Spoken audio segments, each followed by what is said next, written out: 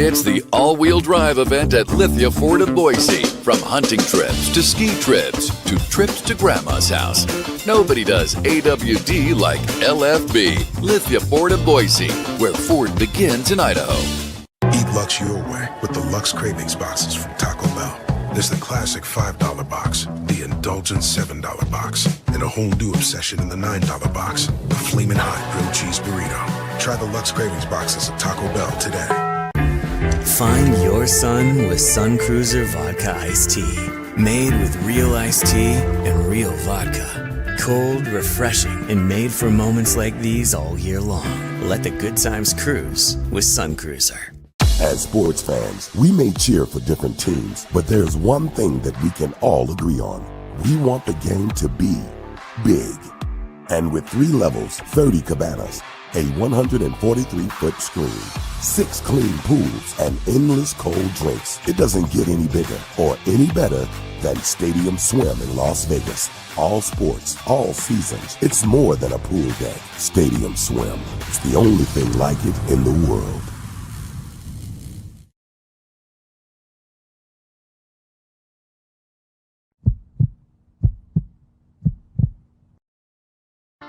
The final buzzer is sounded on another night of Mountain West basketball, and it's time to break down the action with Tom Moser on another night in the Mountain West, presented by Circus Sports. Headed to Las Vegas for the Mountain West tournament in March? Make sure to stay at Circa Las Vegas and watch all the action at Stadium Swim, where the sports are on 365 days a year. Another night in the Mountain West has interviews, analysis, opinions after the final Mountain West basketball game of the day wraps up. All BNN broadcasts come from the Sun Cruiser Studios. Sunny days call for Sun Cruiser Vodka Iced Tea, made with real iced tea and real vodka. It's refreshingly smooth and easy to drink. Crack open a Sun Cruiser and let the good times cruise. The title sponsor of Bronco Nation News is Lithia Ford of Boise. Check out our full inventory of vehicles online at lithiafordboise.com. Lithia Ford of Boise, where Ford begins in Idaho. Did your team just get a big win? Suffer a bad loss? Come discuss it with us. Send us a comment or question in the ICCU YouTube chat, or leave us a voicemail at speakpipe.com/BNN. Now let's go to the Sun Cruiser Studios and join Tom Moser for another night in the Mountain West on Bronco Nation News.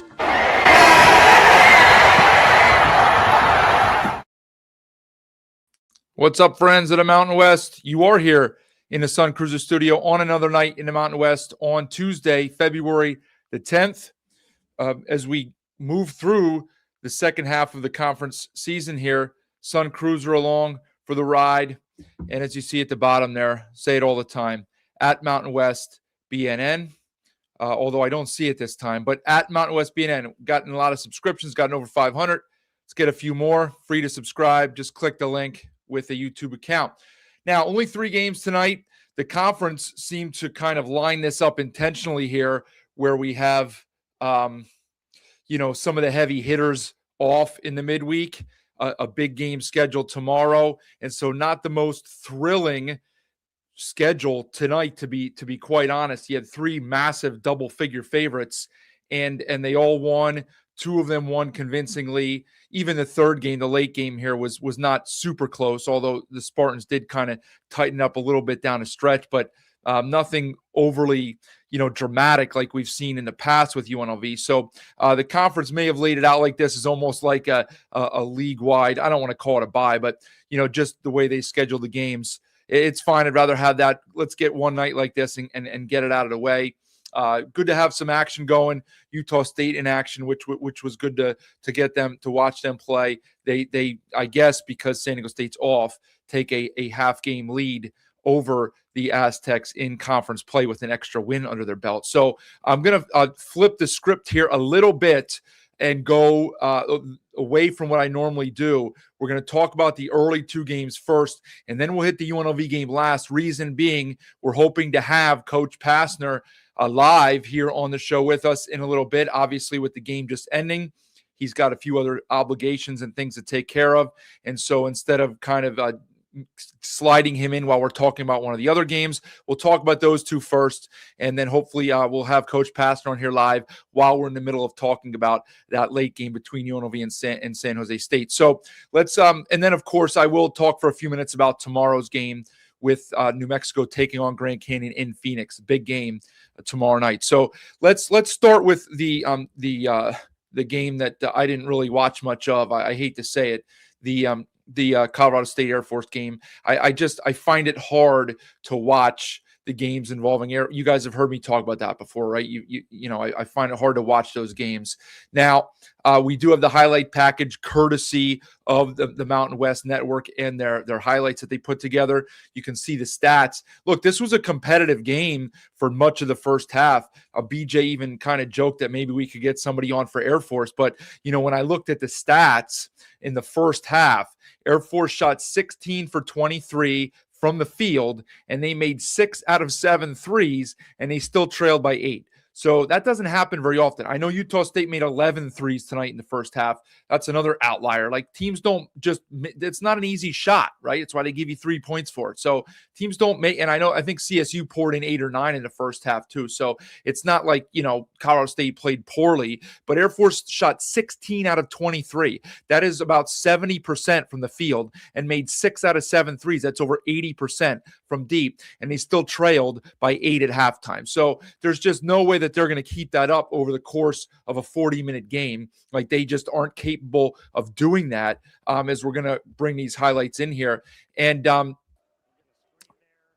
there we go. So, look, they played hard. I'll give them credit. Ultimately, a 17-point loss. So credit to the Rams. It's their second win in a row. They're not exactly feasting. Well, they are feasting on the bottom of the conference, not beating the heavy hitters. But when you're slumping and you're 3-9, I think, as they were, maybe 3-8, you get back-to-back wins. That'll feel good for you and, give yourself some confidence before you head on the road. Well, actually, they'll have their return game in the Border War at home on Saturday night. So that'll be a chance for them to get 3 in a row. That they like to think that they have a chance in that game. For Air Force, I hate to say it because, like, they were a huge underdog here, but this was probably one of their best remaining chances to get a win because it was at home, right? So, it's just it's bleak there. We all know the situation. Rams did put up 91. I would think if you're Coach Farouk Manesh, you're probably not thrilled with the defense, right? And I'll fire the stats up in a minute as soon as we get this highlight package off here. As you look at Air Force drilling some shots, even here early in the second half, cutting it to 6, 50-44. You're thinking, okay, we're still in the game. But then the Rams made a few shots, and you can't give up 91 points if you're Air Force and expect to win the game.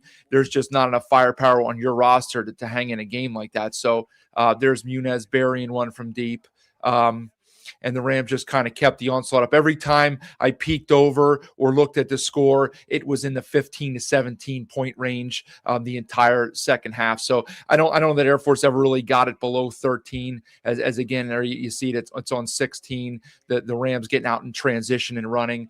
As before I pull the stats up, they both teams shoot 55%. Not a high percentage game, so pretty efficient. Looking at the points per possession, the Rams 1.468, so almost 1.5 points per possession. So think about that, right? That and even Air Force, and this is where Farouk Manesh will not be happy, 1.2 points per possession. Okay, so again, like I know some of these analytics and metrics sometimes are difficult to put into context, but think about that. Every possession, you're scoring 1.2 points, right? Which is very difficult to do because you don't make every shot, right? And the Rams scored 1.5 points a possession. That means if they miss a shot in one possession, they score 3 points on the next possession every time. That is just ridiculously efficient. That's how you score 91 in a low possession game. They're just, that's how these two teams play at slow tempos.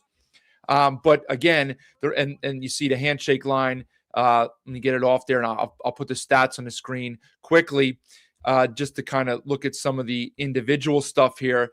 Both teams shot it over 50% from three. That's how you score up. What do you do here? 8 turnovers for the Rams, only 8, 13 for Air Force. Rebounds were even. Not a lot of rebounds to be had when you make over 50% of your shots and over 50% of your threes. The scoring was pretty balanced. 5 guys in double figures for the Rams. Again, off the bench, Munez with 12.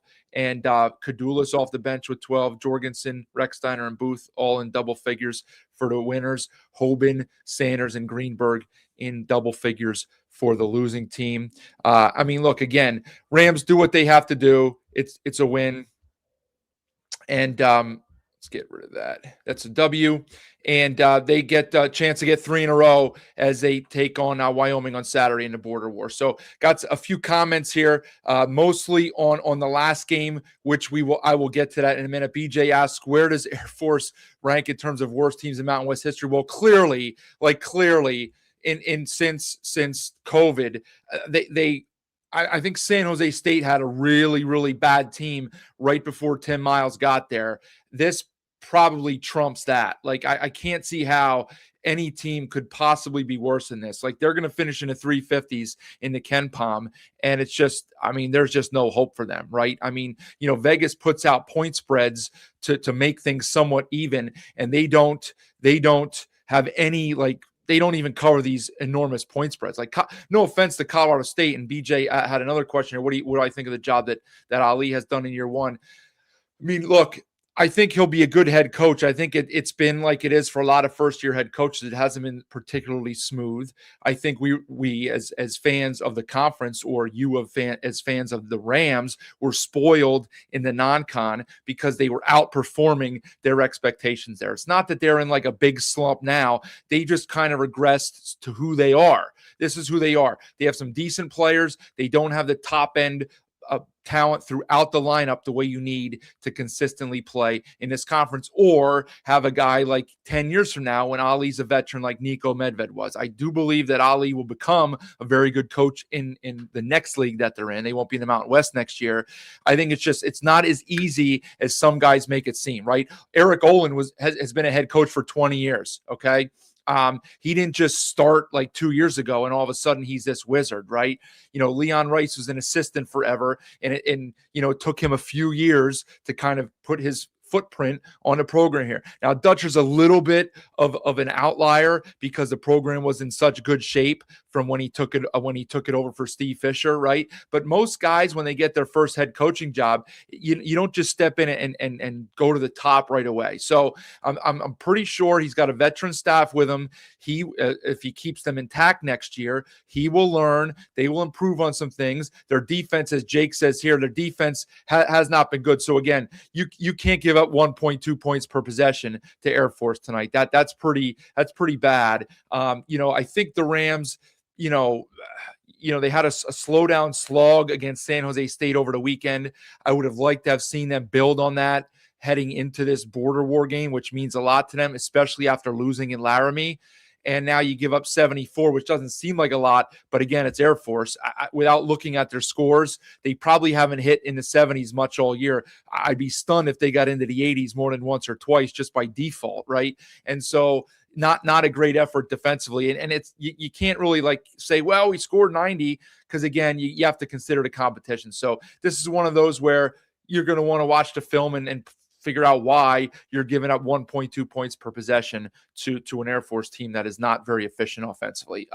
And War Beast, I've mentioned this before, as far as any hope going forward in the Mountain West, even in a watered down Mountain West that we will have next year and moving forward, they don't have any hope. Like, what is their hope? Okay. They like, no, and I hate to say it like this, but nobody that, is that no established head coach is going to want to take this on, right? They're just not. You cannot retain players that have any like semblance of potential. You can't retain them. You can't buy players.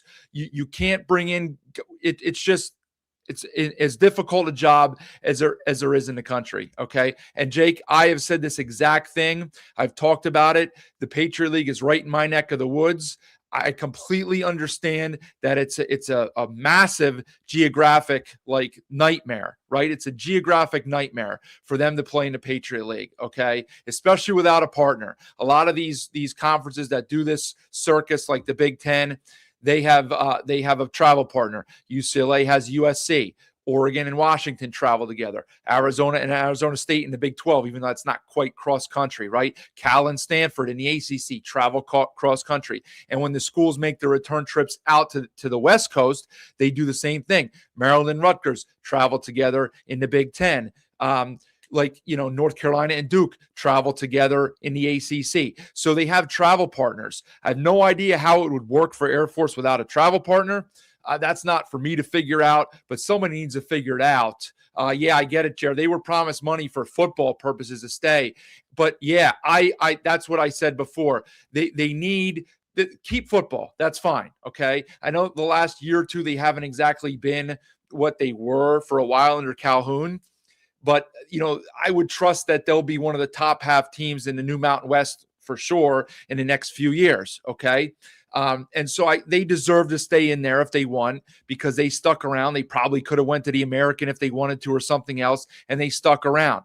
But man, I don't see how this is good for anybody. Even like the student athletes at the Air Force Academy, do they want to play in this conference right now? Like, it's no fun. Like, you're getting your brains beat in every night. It's like your goal is to stay within 10 or 15. And it's like, I just don't get what I don't see how it changes next year, right? I mean, so instead of losing by 36 times to New Mexico, Boise, San Diego State, Utah State, having 6 of those 7 games if you play them 7 times and losing by 30, maybe it only happens 2 or 3 times next year. And as a result, in place of that, you bring in UTEP and UC Davis, and maybe you only lose by 15 to those guys, or 12, or if you play well, you lose by 7.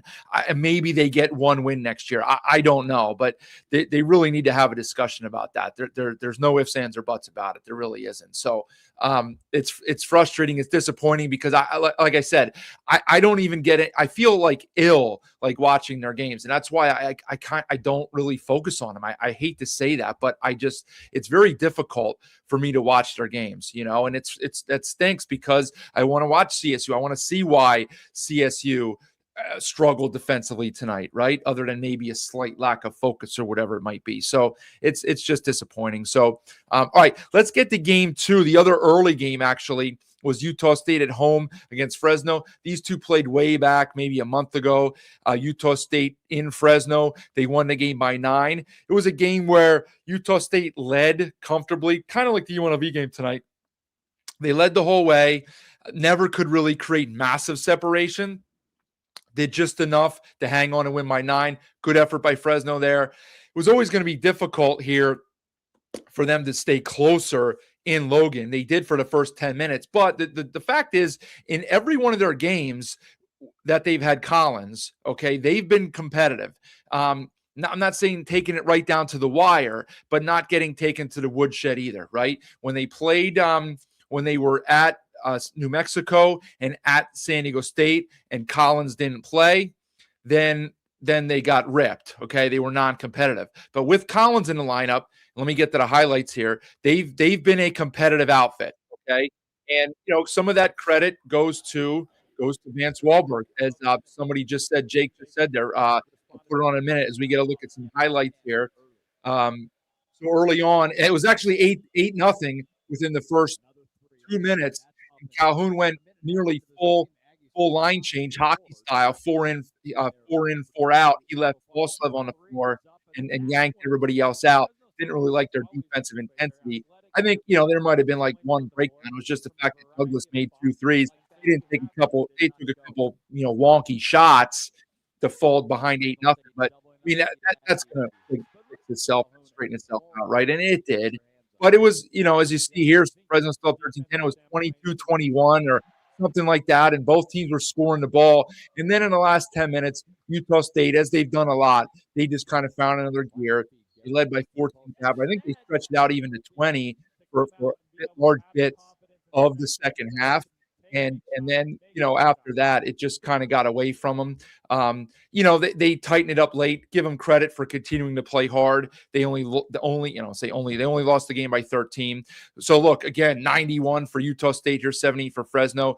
And there were parts of the Utah State defense that weren't super tonight. And again, like I did with the first game, I will put the stats on in a minute. But just too many weapons, and that's kind of what I said at halftime. Utah State shot the ball remarkably well. What they needed to do was bottle some of this and save it for a game coming up against them. They have a tough stretch. Even Saturday, the trick bag game of all trick bag games against Memphis, when we thought back in the preseason how this was going to be a great game to schedule and get a huge game in non-con in between conference play and whatever. And now it's like an absolute trap game because it's not going to do anything for you if you win. It can only hurt you it's going to be a quad 3 loss if you would lose. So you needed to bottle some of those extra makes up for some of these games down the stretch, but you won't argue with that. They shot the ball really well tonight. They got good looks, and when everybody's firing, man, they're a tough offense to slow down because I did not think Fresno played poorly at all. Okay, Hyde-Brader, I don't know that we'll see it on here because we're just seeing a lot of makes that the conference put together as a highlight package, but Hyde-Brader got banged up maybe in the last 10 minutes or so. How many minutes did he play? He played 32 minutes. So he probably got banged up with 7 or 8 to go because I don't think he really sat much until he got nicked up. And so, hopefully he's all right moving forward here because they will certainly need him as we get a look at winding the highlight package down here in a few seconds. And then I will put the stats on for the game. But look, a good effort by Utah State. Take care of business. You win the game by 13. You get out of Dodge with no injuries or anything like that. Let me put the stats on the screen here quickly and run through what we got. We have Collins. So balance, 5 guys in double figures. Perryman, I didn't even mention him. He hit a bunch of threes in the first half. He ends with 16 and 7 assists. That's pretty darn efficient for a freshman. Collins 13. Keller has played well lately. 11. King 14 off the bench. Templin 10. So you get only 8 from Falslev. 3 for 10. He didn't shoot the ball well. 4 rebounds, 2 assists. He did his normal playing his floor game and stuff. The Aggies only turn it over 9 times. That's pretty darn good. Hyde-Brader with 19. Gorey has really been a good player lately. 21 for him and 8 rebounds and 5 assists. So when you're doing that on the road as a freshman against one of the 2 best teams in the league, 21, 8, and 5, that's pretty darn good for Gorey. He's going to garner some all-conference attention when we get to voting time here at the end of the season. That's pretty darn good. Let me get to some of the comments. We don't have as big a crowd right now. Okay, yeah, absolutely, Dax. And I wanted to say that too. Man, that first half was smooth. 45 minutes. It took the Mountain West game, so those are always quicker, right? 45 minutes, shorter timeouts. Great flow to the game, and then in the second half, it just turned into a mess. And I had real difficulty getting through the last 8 minutes of it. I'll be honest. I turned on the curling that I had recorded and watched the U.S. gag away that gold medal in the mixed doubles curling game because every 5 seconds on my computer there's a foul. The announcers kept talking about it. It's frustrating, and part of me wants to think that. It's the well, here's the thing, because it largely is the officials, but I wanted to say that when you go to the half and each team has only taken 1 foul shot, as was the case here, there weren't a lot of fouls. Part of the reason why you got to think about this, part of the reason why you get more fouls is because the coaching staffs, largely, not every single one, but largely what the coaching staffs are going to do is stress to your team in the locker room at halftime, hey, we got to be more aggressive. We got to be more aggressive. Let's take the ball to the hole. Let's attack the rim, et cetera, right? And as a result, yeah, team A, B, whatever it might be, they will attack the rim more. And as a result, you get more fouls. And so that kind of happens. I do believe we have Coach Passner here. I thought we had him. Did we lose him? We lost him. All right, maybe we'll see. We'll see if he can come back in. Okay, so teams just they attack more a little bit, right? And And what it does is it draws more fouls. Now, it just got out of hand there. They didn't need to call as many as they did, and that was very frustrating to watch. I think we got Coach. You got me? Yes, Coach. Do you have me? Oh, we lost him again. We're having some technical difficulty from the Thomas and Mack. He keeps trying to get in, as you saw him right there for a split second. I'm sure he's trying to locate some good Wi-Fi. We saw that with BJ the other night at the pit. And as Coach is back one more time, there he is. Can you see me okay? I can see you. Can you hear me? I can hear. We're all good. Good. All right, Coach. Coach Josh Pastner joins us here on another night in the Mountain West, fresh off of his Rebels 82-75 win, your second in a row, Coach. Listen, the last couple games, you didn't make it easy down the stretch, a little bit more comfortable here at the end. Speak about your team's effort tonight. What did you like? Yeah, well, first of all, I'm a big fan of Tim Miles. I love Tim Miles. I think he's such a great coach, great man. I think they're a good basketball team, San Jose State. They're better than their record. But look, here's what I would say. We've been struck with massive injuries. Our starting point guard, our starting center. I mean, that really affected us. And our record isn't what we want it to be, but we have gotten better from where we were at the start of the year. I think offensively, we're really playing at a high clip right now, at a high rate. The way the ball's moving, we're not giving it a headache. We're not massaging it. We're making 0.5 decisions. We're playing at a really high level offensively, and we're getting better defensively. Part of that, like the Grand Canyon game, our 5 men really were great in the combat zone and was, in the paint there, and they gave us such a great lift. Today, we had to go a little smaller just because the way San Jose State, the way they were shooting the 3, especially from their 5 spot. But, we found a way to win. Winning is hard. And in the end, got ourselves a good win. And we know we got another big-time test on Friday at Boise State. They're playing as well as anybody, not only in this league, but west of the Mississippi as well, too. I mean, they're a really good team, very well coached. And we'll have to be ready to go Friday night. So you mentioned some injuries, and you got a key guy back tonight in Tyron Jones. He didn't, off the bench, 24 minutes. You had to be happy with that. I think 13 points and 4 boards. They caught the TV crews caught you in the huddle in one of your timeouts early on, stressing for your guys to attack the paint because they, being San Jose State, they don't have any shot blockers. You have one of your own. I didn't really see the final shot blocking stats tonight, but man, you could tell it was tough sledding in the paint for them. And when you got Tyron back there blocking shots, man, does it make a difference? What did you see from him tonight? Yeah, he had 3 block shots. Really proud of Tyron. Obviously, he's been out since. Look, Miles Shea and Lodgy, our starting point guard and center, have been out the entire season. I mean, take anyone's starting center and point guard off their roster, and it's a different deal. It's not easy. Mm-hmm. Tyron's been out since the first minute of our New Mexico game about 5-6 games ago, and finally came back, and he made a big difference this evening. He had 3 block shots as well. And look, one thing that we do is we get to the paint. We do drive that ball. We do try to live in the paint. We were better tonight defensively without fouling, especially Kamani Hamilton. Mm-hmm. He defended without fouling. I was so proud of him on that. And obviously Dravian Gibbs Lawhorns playing as well as anybody as well too. And just been it was a really good win. Winning's hard. I don't care who you're playing. Winning's hard. And this is a really good basketball league with really good coaches and really good players.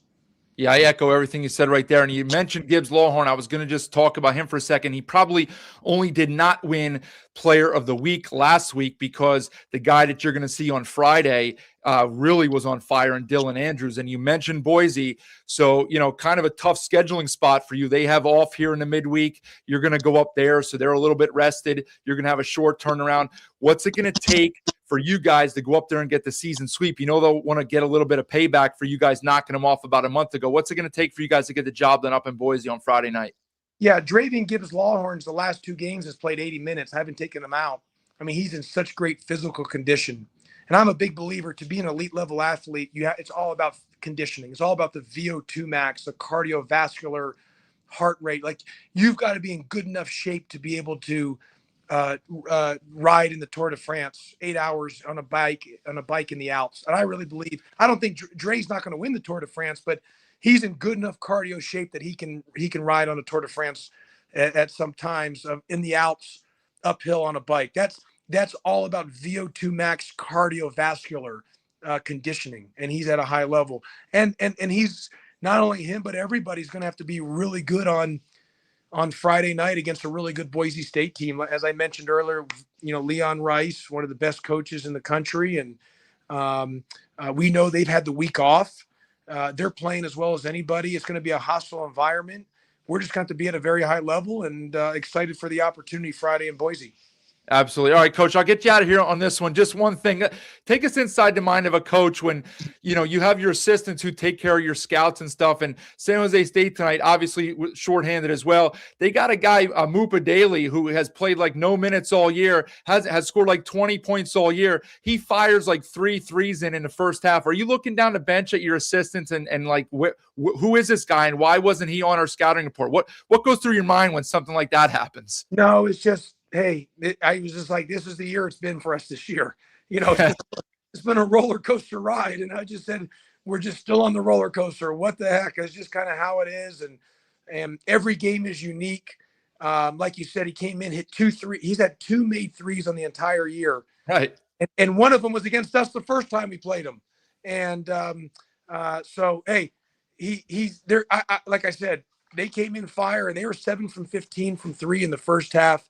But we won the game because of our defense. The second half, we held them to 33% from the field. And overall, we held them to 38% from the field overall. And I think the kid Garland, man, is he a good player. Woof, is he good. He's really good.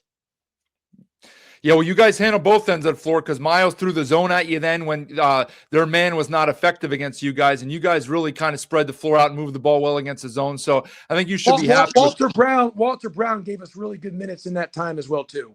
Absolutely, yeah. Both ends of the floor, you guys are pretty efficient tonight. All right, well, Coach, go enjoy this one. 2 wins in a row for the Rebels. Short turnaround. We'll see you Friday night up in Boise, and we'll talk to you again. Best of luck. Hey, and really appreciate the coverage on the Mountain West. And I know teams are leaving after this year. I hope you stay with it and continue to cover the Mountain West. You don't go to the Pac-12 or anything. You continue the coverage. It's important for our conference. We need to get as much coverage as we can. Yes, we have to win. All of us have to. I get that. We all get that. But the coverage of our conference is so important, and you do a great job. This is a really good basketball conference, and it's probably underrated. And so I really just want to say thank you from our side for the coverage that you give us. Well, I appreciate that, Coach. And look, you deserve the coverage because, as you mentioned, the conference is outstanding. That's why I enjoy doing it. So we'll keep watching, and hopefully we'll talk to you again after another big win down the stretch here. Okay, thank you. Thanks, Coach. Bye-bye. All right, so that was Josh Pastner, gracious enough to give us some time here on another night in the Mountain West. As I get to probably the halfway mark here, maybe even not even over halfway mark, let's give Sun Cruiser another shout out and go subscribe at Mountain West BNN. There you go. You see it on the bottom right there at Mountain West BNN. So yeah, look, good job by UNLV. And I will say that not just under Pastner, but certainly under Kruger, and UNLV fans will tell you for the last X amount of years, this is a game that UNLV would have lost in the past, or at least gone right down to the wire. Now, did they run away with this one by 15 or 20? No, but they were never really in doubt. I guess the Spartans cut it to 3 or 4 one time, but they never had the ball with a chance to tie or lead. It didn't turn into a fiasco in the last few minutes like the game against GCU did or the Fresno game did. They took care of business. They were coming off a nice win over Grand Canyon. They have a short turnaround in a bigger game on Friday up at Boise. So this is a prime opportunity for them to just kind of not show up. There's nobody in the Thomas and Mack, and just kind of lay down. And the Spartans made a ton of shots. Right. So this was an opportunity. Let me put these up here on the screen. Thanks, Coach. Appreciate Coach's comments. What did the shooting look like? The Spartans made 11 out of 24 from 3. They shot 46% from 3, 80% from the free throw line, right? They only turn it over 7 times. Now, Miles only played 7 guys, and really 6 because Overstreet played 5 minutes. He has no bench. And I mentioned Mupa Daly, and Pastner just kind of, said, well, that's just how it goes for us. But man, that would frustrate the hell out of me. You got a guy who literally was 2 for 13 because I looked it up because I didn't even know who the guy was. And he's played garbage minutes all year, and he makes 3 threes in the first half. That would drive me up the wall. So Miles basically played 5 guys, and Mupa Daly was the 6th, and he's so used to not playing. He fouled out in 14 minutes tonight. Who fouls out in 14 minutes, right? So he basically played 5 guys, and coach, it's, I got a kick out of his Tour de France analogy there with his guys, but obviously it worked because, they outlasted the Spartans here. But, Garland took 25 shots, so he's going to have to ice his shoulder a little bit like Mashburn used to. I always used to use that joke. But, look, this could have been a game that UNLV dropped. They've done it in the past, didn't do it tonight. So very good job, as BJ says, hard team to figure out. A couple nice wins, some talented players. Hamilton looked good tonight. I've been kind of critical of Hamilton because I don't, and coach mentioned he didn't foul. He only had 3 fouls. I mean, that's an average number, but he's fouled out of like half of their games because he doesn't know how to play defense without fouling. He did it more effectively tonight. So if that's something that he can do moving forward, we'll see. And obviously Gibbs Lawhorn is playing at an elite level, certainly at an all-conference level. Jake says he likes the Dent comparison. Well, we had him compared the other night to Jalen House because of kind of like the attitude. He has a little bit of an edge to him, right? Dent, I think it's more House than Dent just because Dent wasn't really your scorer. I mean, he could get to the rim like Gibbs Lawhorn can, but he's not the outside shooter. Gibbs Lawhorn's really been pouring it in from late, as of late in that one. What else do I want to get to here?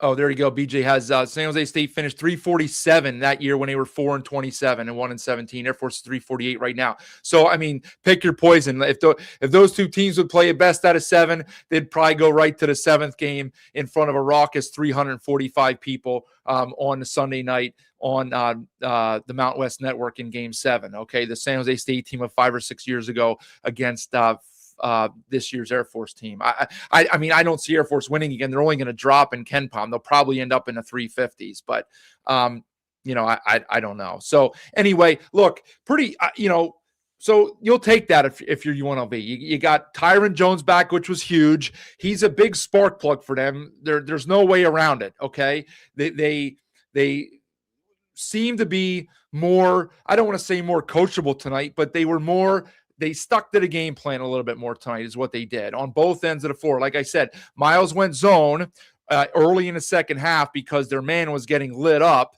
and UNLV kind of took it apart. They didn't turn the ball over. What did they have for the game? 9 turnovers, okay? And, I mean, the thing with UNLV is oftentimes their turnovers are unforced. So you can't say, well, they were just playing San Jose State, who doesn't play aggressive defensively. That doesn't matter. UNLV will turn it over against non-pressure often, and they didn't do it here tonight, okay? And so credit to them, full credit. They did a nice job. They took care of business. And, like I mentioned, tough scheduling spot. They have to squeeze another game in quickly here. That's why, I guess it's just the way it fell. Boise's been off for a week. Boise will be chomping at the bit to get some revenge. They'll have Buchanan back, who they didn't have the first game. But look, UNLV will go in there with confidence. Obviously, after that Grand Canyon win and this one tonight, even though they beat a team at the bottom of the conference, they have Jones back, and they seemingly are playing, I guess, better, right?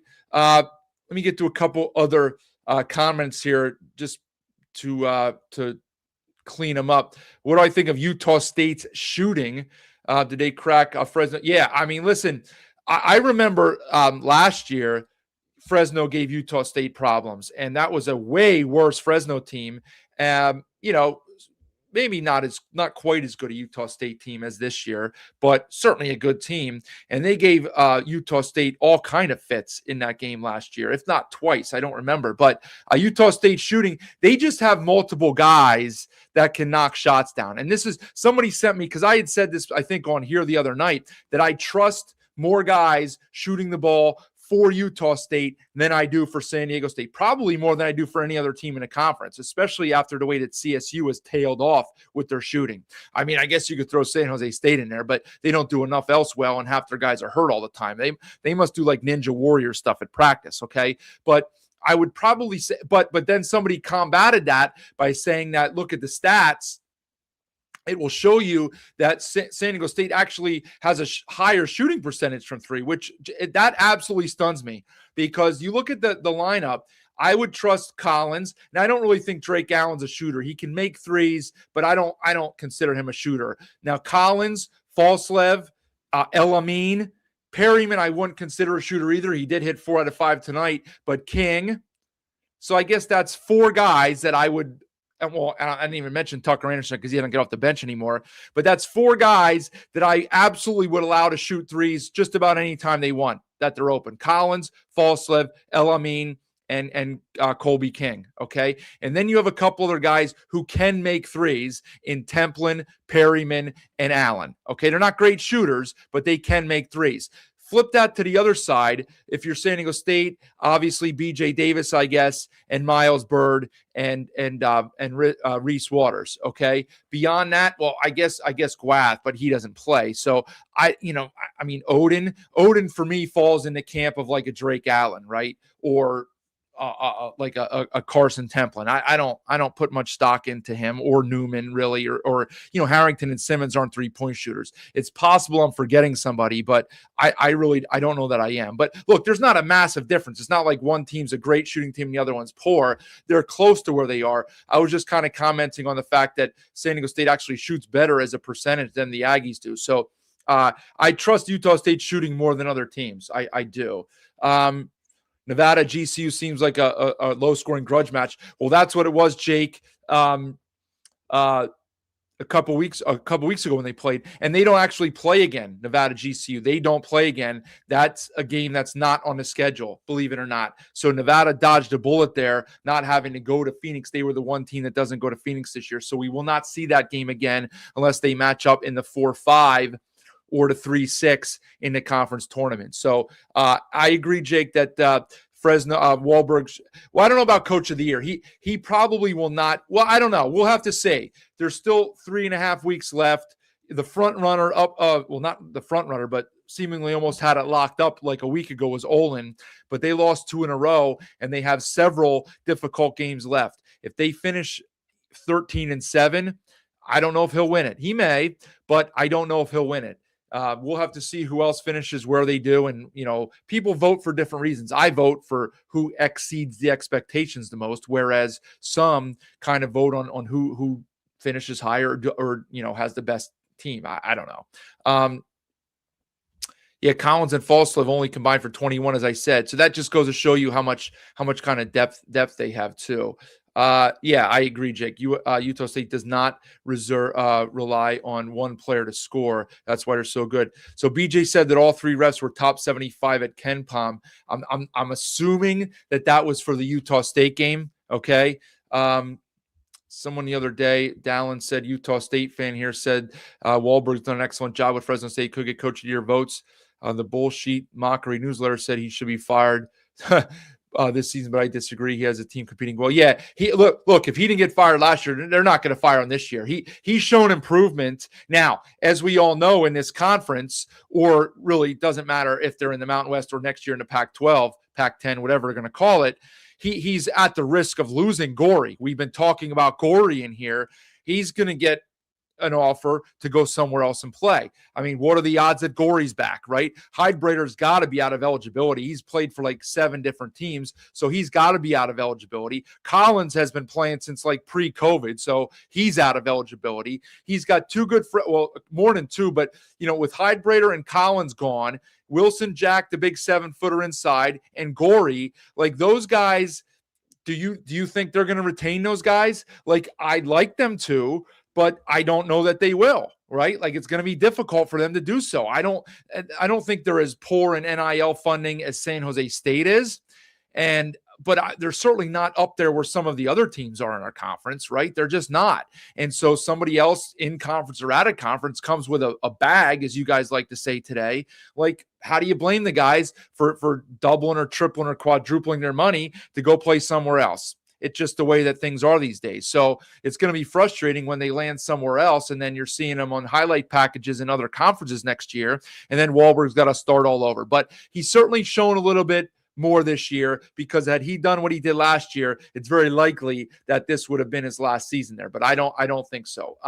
That's an interesting question from Jake. How do you keep your team focused and playing at their best for the rest of the season? It's difficult if and when your goals are kind of out of reach, right? If you're a team that had aspirations to play in the postseason and you're kind of not there right now, you got to rely on your leaders for that, man. You really do. Like you're seeing, well, although a lot of teams don't have veteran guys anymore because they're all 1-year rent-a guys, but you got to have leaders. It doesn't necessarily have to be your captains. Oftentimes your captains are your leaders and your leaders are your captains, okay? That's the reason why they're your captains. But you got to rely on your veteran guys, your older guys, your guys that have been around. Do they want to keep digging and grinding and practicing hard and doing it? Or are they just out there to go through the motions and then kind of mailed it in, right? And we don't see that stuff on the practice floor and in the locker room. All we see is what takes place out on the floor, because sometimes that happens and you can see it then out on the floor. I'm not saying any teams in our conference, but I've seen it for years at this time of year, early, mid to late February, teams that are pretty much gonzo from tournament possibility, they just kind of like shut it down until the conference tournament, because not that the games mean nothing, but like they're just going to kind of conserve everything until they have one more run in them to try to win 3 games in 3 days or 4 games in 4 days, whatever conference setup they're in. And that's their last hurrah. Happens all the time in mid-major conferences, the Atlantic 10, the American, the West Coast. Well, not West Coast because that's just kind of Gonzaga and St. Mary's, but other conferences too, Mountain West and all up and down the line, even in big conferences. So it happens. It's difficult. You got to rely on your leaders. Like that's why you recruited them, or that's why you brought them into your program, because you like their leadership, or some of them, maybe not all of them, but you got to have some leaders in that locker room that can do that stuff. Okay. So yeah, Jake, it's interesting. I do appreciate Coach Pastner's comments, and he, yeah, that's funny, Jim. I got to stay. Listen, nothing is decided here. As BJ said, yeah, I appreciate the comment from Josh. That was great. Yeah. Josh making BJ's decision tough on what to do. BJ and I have talked about this a little bit. I mean, certainly I would like to stay, and, we haven't made any final decisions yet as far as what we're going to do next year. I would like to stay covering most of the teams that we cover now. I will feel like kind of, like I said a few minutes ago, I feel like yucky watching these, Air Force games. They just don't give me a good feeling. I will feel a little bit of yuck next year covering like Texas State and Oregon State and UTEP and UC Davis. Like that's not what I signed up for when I started following this conference. Now, it's going to be very difficult to follow every team. We have no idea how as we all know with the Mountain West, the schedules are beautiful. Like for me anyway, Tuesday, Wednesday, Friday, Saturday, sometimes one game, sometimes whatever, right? Tuesday, Wednesday, Friday, Saturday. Other conferences aren't that uniform. They're just not. Freaking Big Ten plays like every night of the week almost, okay? So we have no idea what the Pac is going to do next year. Oftentimes that stuff is dictated by your television partners. So we have no idea what night they're going to go. Are they going to go the same nights? Are they going to go different nights? The fact of the matter is, as much as I love doing this, I couldn't do it every single night. Like I'd pass out from exhaustion, right? Now I'm a lunatic. And so like I stay up all hours to do this. And for 2 weeks, because I like watching the Olympics, even like goofy stuff that you guys have no interest in watching, like skiing and, shooting and all that weird stuff, right? I like watching it for 2 weeks. And so I'll stay up and I'll hardly sleep at all, but I'll pay for it. And I couldn't do that for 2 months. So it's very difficult to do that over the course of 2 or 3 months in a full season. So I have no idea what the schedule will be like. I don't even know that we'll know that until like next October. So I doubt they're going to have like a joint press conference where the commissioners or the PR people of the two conferences say, well, we're going to play on this night and they're going to play on this night. Like, I don't think we'll see that until like the schedules come out. And even then, they shift games sometimes like the TV partners do. They schedule the games all on one block and then they'll move a game a day later or a few weeks later to a Friday for TV purposes. So I don't know how it's going to work. We'll have to have some conversations and stuff like that. But, certainly some interesting stuff. I appreciate Coach Pastner's comments. And, fact is, he's a smart guy, right? He knows exactly what's going on. He knows that the conference needs exposure. And look, this is why one of those things, those of you that have listened to me from the very start on my pod, going back to my very first episode like 3 years ago, one of my mentors, a guy I coached with, said one of his quotes, and he took it from Morgan Wooten, a legendary high school coach over there in DC area who just passed recently a few years ago. He coached with Morgan. You know, the guy was like the most well-known high school coach back before you started having all these factories in high school, okay, back when it was actually like high school. Not to say that DeMatha didn't recruit kids, but it was actually like high school sports, not academies and stuff, right? So Morgan's statement was, you whatever you do, you have to be first, best, or different, right? First, best, or different. And it's very difficult to be first at anything. It just is, because the minute that somebody starts something, you can't be first anymore. Okay. It's also very difficult to be the best. You can be very good. It's very difficult to be the best. Okay. What you can be is different. What you can be is different. And you know, I like the conference, and there was a void in exposure for the conference. Now we have incredible people that follow specific teams. BJ for one, Jeff Grammer, you know, the Ag Ship. You know, there's all up and down the conference. There's others too, okay, that I can't mention all of them, but there's several, right? But they're all within their own respective teams. You know, where I'm at over here, Big East, Big Ten, ACC, they have people that cover those conferences on a larger scale, right? So supply and demand, they don't need more people to do it because that would water it down. Whereas the Mountain West didn't really have anybody big picture. They have the Mountain West Network, okay, but you know, they're just kind of working for their own entity there. So that's why I kind of jumped into the void and enjoyed, you know, doing it. And Coach is right, you know, the exposure is good for the conference. And, you know, I've heard a lot of good things feedback wise, even before this show started with BJ here. You know, he came up with this idea. We talked about it. It's been great. We've heard a lot of good feedback since it started. But even before that, you know, people said, hey, you know, you've done a really good job of getting the conference exposed, which I like to hear, because I had zero idea. I was not a social media person until I started doing this. So, you know, kind of interesting. Sports, good stuff. I broadcast and cover San Jose State. It's been a mess all year with that inexperienced front court. Yeah, it's funny. You mentioned Maundi when Mupa Daly made the first three tonight. I thought that it was him, and the announcer was like mispronouncing his name because their first names are very similar, until I looked it up. And then I was like, I don't honestly even remember this guy. But yeah, it's unfortunate that they have so many guys out. You know, it's they're already playing at a disadvantage. And so it's disappointing. So yeah, we'll see, Jake. We'll see what we do. I mean, there's no like, look, I could cover any team I wanted to. I don't have to just stick with one team here, but you know, we'll see. Yeah, Nick, good stuff with Pastner. He's a great interview for sure. Definitely not enough in the front court. So Pastner knew that. He took advantage. I didn't even really look at the points in the paint. What were they? 40-14. 40-14. So, you know, these guys know what they're talking about, right? Like I've criticized a few decisions that Pastner has made on here, obviously, but these guys still know basketball. Even Kruger last year, when I would criticize him, he still knows basketball. Pastner knew tonight. They showed him in the timeout. Hammer to paint. They don't have a shot blocker. And it's funny, if you watched and focused on that over the next 8 minutes after they showed that clip, it's exactly what happened. They attacked the paint, and San Jose State couldn't finish in the paint because Tyron Jones was in there, right? Yeah, exactly. How is Temp a 35% free throw shooter or a three-point shooter? I mean, that's a good percentage. If he's like your sixth best three-point shooter, you would take that. 35%, 35.5%. Are you kidding? That's fantastic. It's fantastic. Yeah, Jake, you don't get to watch curling a lot. I love watching the curling. Okay.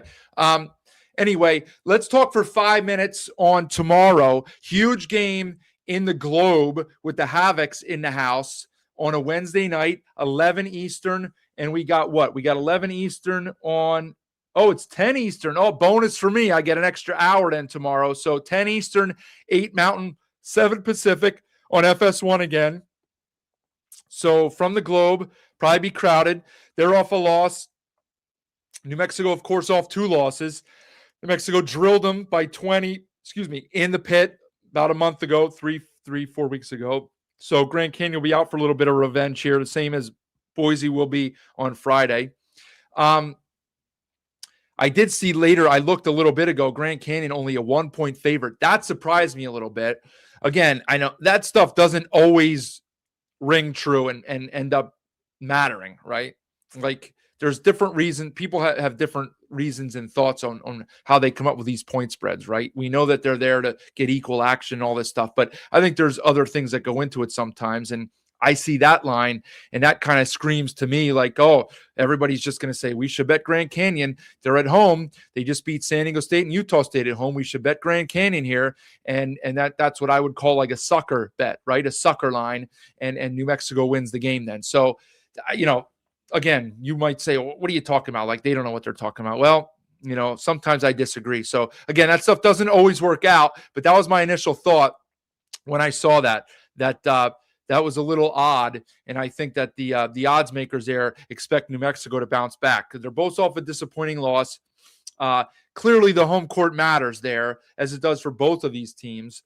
But New Mexico's off 2 bad efforts. I think it's really kind of a measuring stick game for the Lobos here. I mean, obviously, if they want to have any shot at an at-large bid, they have to win this game. They still have to go to Utah State.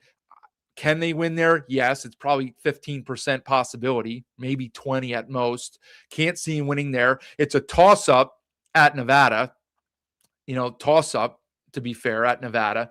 And slight favorite home San Diego State for them. Not big favorite at all. Slight favorite. So they're going to have a very difficult time winning 3 of those 4 games. If they do that, I think they'll find themselves in an okay position. If they go 2-2, they're in big trouble. Okay, they're in big trouble. And if they lose tomorrow, I don't know how they go 3-1, right? Like there's no way they'd sweep those last 3 against those 3 hammers at the top at the end of the season. So huge game for them. Grand Canyon's fighting for seeding here. Or other postseason play, right? Like they want to play in the NCAA tournament, but for their first year in the conference with a new roster, they would probably reluctantly take a bid in the NIT or the Crown. Not what they want, but step up in competition. They didn't play well to start the year. That Youngstown State loss is certainly hurting them, as was the one from Saturday at UNLV. But we'll see. Okay, I expect a good game. I expect kind of a lower scoring game. I would think that the emphasis the last few days here in practice from Olin and the Lobos has been defense, right? They gave up 80 to San Jose State. They gave up 90 to 86 to Utah State, and then they gave up 91 to Boise. So that's not the defense that we saw the prior month from New Mexico. So I would expect an emphasis in practice the last few days on defense. All right. They held, I think, Grand Canyon in the 60s when they played at home. I don't think Grand Canyon's a great offensive team. They shoot the ball a little bit better at home than they do on the road. But if you're the team that we thought they were for a while, you have to defend better here. And then it's up to you making enough shots. Okay. Because they're going to defend the crap out of you too. They're going to make it miserable on Hall. They have enough bodies in the front court to make it difficult on Bullion, the same way that Boise did on Saturday. Okay. And that's where the depth, they don't have the depth on the road in conference play. I don't trust, Miller tomorrow night. I don't know that Tannett can do it at home. I don't know that I trust Tannett on the road. Chol's been, on a cereal box lately as a missing in action. So I don't know. Or you're going to have to grind it out if you're a Lobo fan here. But it's got to start with the defense. It has to start with the defense and an under control Albury at the point. Who will play well? Yeah, that's what I think, Jake. I think it's going to be a physical game inside. I don't think there's going to be a lot of scoring. So I think it's going to come down to who can make more shots. GCU was in the game. That was the game where Drew got tossed. GCU was in it for 25 minutes, and then the Lobos just kind of took over. If the refs let them bang, if the refs let them bang around, you like GCU. If they call it tight, then you like New Mexico. Well, we'll see who has the whistles. Usually bigger cards. The reason why we got 3 good refs tonight at Utah State was because there were only about 20 games. We usually have about 40 or 50 then on Wednesday because a lot of the conferences play.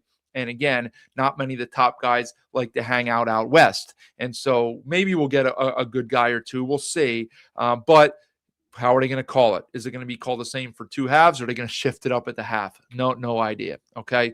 All right. I'm going to get out of here. I've been at it an hour. Didn't even think I would go this long, but I'm glad, very glad to have Coach Pastner in. Great talker. We always knew that. There's a reason why he was on TV after he left Georgia Tech.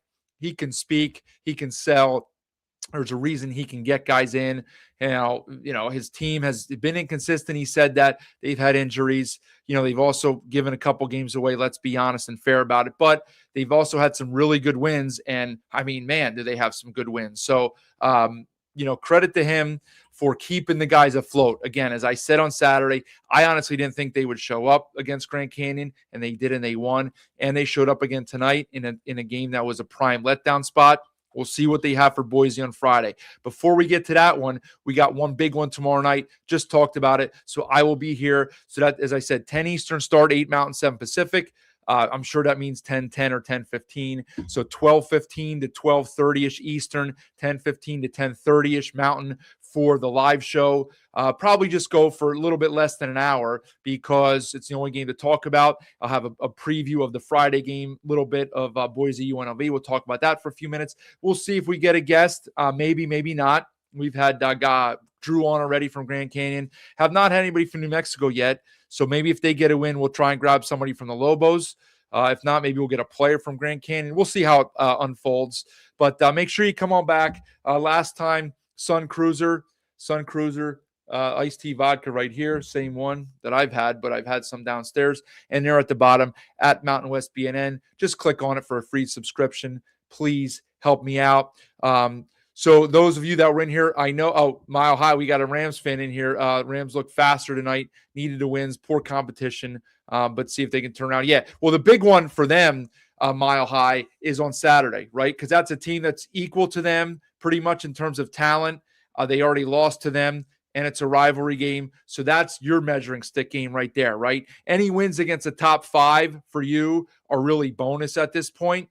And so I think you have to win those games against Boise, UNLV, Fresno, and Wyoming. You already lost to Wyoming. It's your last scheduled game. I do believe they'll play again, but it's your last scheduled game against Wyoming. So that's certainly going to carry some extra importance in Fort Collins. You already lost to them in Laramie. So that's your measuring stick. We'll see if they can get it done there. All right, I'm going to get out of here. Enjoy the game tomorrow night. Hope for a good one. We need a nice game down the stretch, a game winner or some kind of last-minute overtime or whatever it might be. So hopefully that's what we get.